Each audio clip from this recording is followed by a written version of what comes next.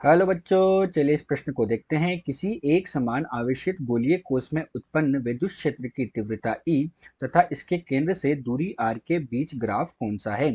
यहाँ हमें चार ग्राफ दिए गए हैं और चार विकल्प दिए गए हैं। तो इस प्रश्न में हमें E विद्युत क्षेत्र की तीव्रता E तथा उसके केंद्र से दूरी r के बीच में ग्राफ के बारे में बताना है। तो चलिए बच्चों, सर्वप्रथम हम इस प्रश्न की मुख्य अवधारणा पर चर्चा करते हैं।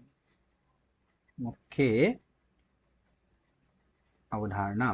तो हमें प्रश्न में क्या दिया गया, हमें प्रश्न में कहा गया कि एक समान आवेशित गोलीय कोश हमारे पास क्या है, एक समान आवेशित गोलीय कोश। तो अब यहाँ पर हम क्या करते हैं, एक गोलीय कोश का निर्माण करते हैं। तो हमारे पास बच्चों ये कोई भी एक गोलीय कोश हो गया। अब ये गोलीय कोश जो है, इसको जब हम आवेश देते हैं तो दिया गया आवेश जो होता है इसकी सतह पर एक समान रूप से वितरित हो जाता है, अर्थात इसकी सतह पर इस तरह से वितरित हो गया।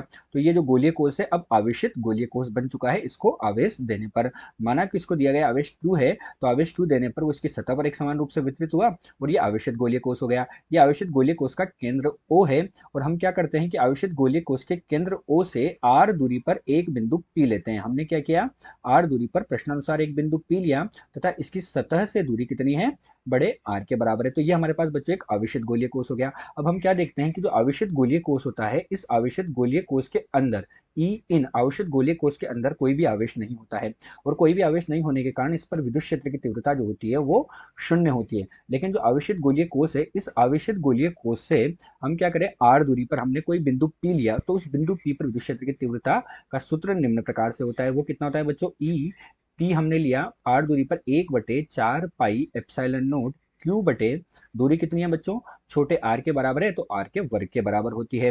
ये हमारे पास क्या हो गया, r दूरी पर स्थित किसी बिंदु P पर विद्युत क्षेत्र की तीव्रता हुई। और अगर हम देखें कि इसकी जो सतह है उस पर विद्युत क्षेत्र कितना होगा, तो जब हम सतह पर जाते हैं तो हम क्या देख रहे हैं, E और सतह पर देख रहे हैं। तो सतह पर हमारे पास क्या होता है बच्चों, तो विद्युत क्षेत्र की तीव्रता होती है वो इस प्रकार दी जाती है, 1/4 पाई एप्सिलॉन नोट Q बटे आर के वर्ग के बराबर होगा, बड़े आर के वर्ग के बराबर। सतह पर जो होता है आर जो होता है आर के बराबर हो जाता है तथा विद्युत क्षेत्र की जो तीव्रता होती है बच्चों वो हमें अधिकतम प्राप्त होती है। कैसे प्राप्त होती है, यह तीव्रता हमें अधिकतम प्राप्त होती है। यही हमारे पास इस प्रश्न की मुख्य अवधारणा है। तो चलिए बच्चों, इस अवधारणा के आधार पर अब हम प्रश्न को हल करते हैं। तो प्रश्न में हमसे क्या कहा गया कि विद्युत क्षेत्र की तीव्रता E और केंद्र से r दूरी के मध्य वक्र कौन सा है। तो हम क्या देखते हैं कि विद्युत क्षेत्र की तीव्रता जो है उसका मान r दूरी पर स्थित किसी बिंदु P पर जो है ये किसके व्युत्क्रमानुपाती है, ये जो उनके बीच की दूरी है उसके वर्ग के व्युत्क्रमानुपाती है।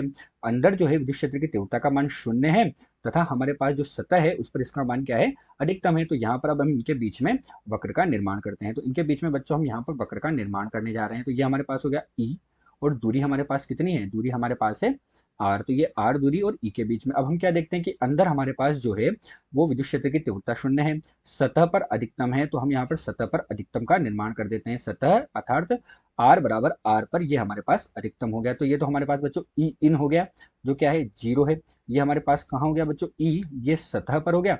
और बाहर हम देखते हैं कि हमारे पास r दूरी पर स्थित किसी बिंदु P पर ये r के वर्ग के व्युत्क्रमानुपाती है। अब जब ये r के वर्ग के व्युत्क्रमानुपाती होगा तो हमें वक्र कुछ इस तरह से प्राप्त होगा। तो ये हमें वक्र प्राप्त हुआ। तो ये हमारे पास E P किसके, 1/r के वर्ग के बराबर। तो दिया गया जो प्रश्न है, इस दिए गए प्रश्न में हमें जो उत्तर है वो विकल्प C थर्ड के बराबर प्राप्त हुआ। आशा करते हैं आपको प्रश्न समझ आया होगा। धन्यवाद।